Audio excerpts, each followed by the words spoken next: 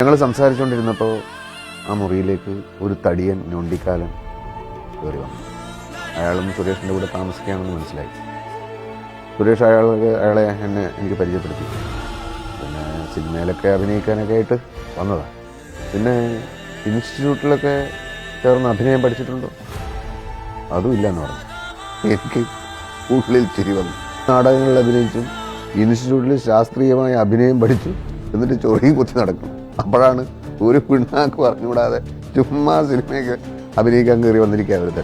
അങ്ങനെ ഞാൻ അയാളോട് ചോദിച്ചു, സുഹൃത്ത് എന്താണ് നിങ്ങളുടെ പേര്? അയാൾ പറഞ്ഞു, എൻ്റെ പേര് മോഹൻലാൽ.